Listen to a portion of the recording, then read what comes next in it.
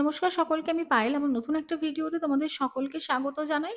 আজকে আমরা peacock model পড়ব। প্রাইমারি ইন্টারভিউকে সামনে রেখে যে সিরিজটা আমি শুরু করছি, আজকে তার দ্বিতীয় দিন।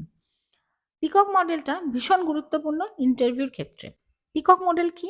একটি গঠনমূলক মূল্যায়ন কৌশল। এখানে ৫টা সূচক থাকে, যে সূচকের উপর ভিত্তি করে সামগ্রিক মূল্যায়ন করা হয় এবং এটা যে কোনো শিক্ষার্থীর ব্যক্তিগত সামগ্রিক মূল্যায়নকে প্রভাবিত করে।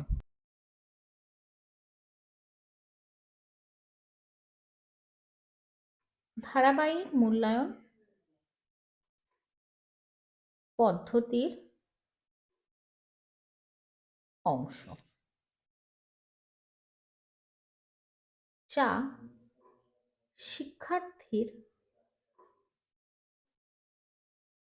সামগ্রিক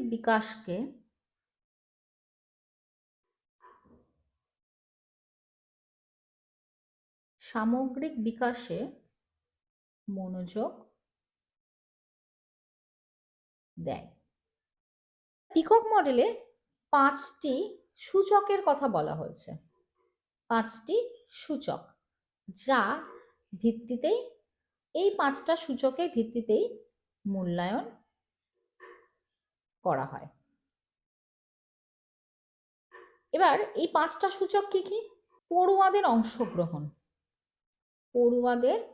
অংশগ্রহণ মানে আমরা যখন ক্লাসে কোনো কিছু পড়ানো শুরু করব, সেখানে যেন বেশি সংখ্যক ছাত্রছাত্রী সেই পড়ার মধ্যে অংশগ্রহণ করে বা প্রশ্ন উত্তরের মাধ্যমে আমরা তাদেরকে অংশগ্রহণ করাবো।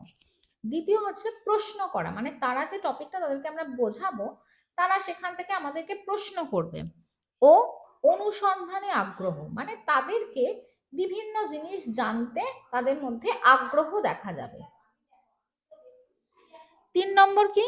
ব্যাখ্যা করা ও প্রয়োগের সামর্থ্য।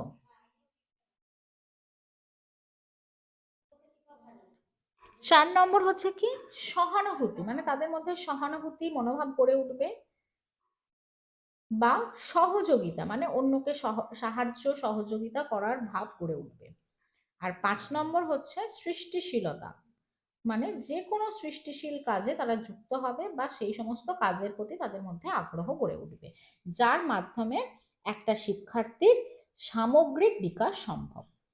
তো এই হচ্ছে পিকক মডেল। আজকের ভিডিও এই পর্যন্তই।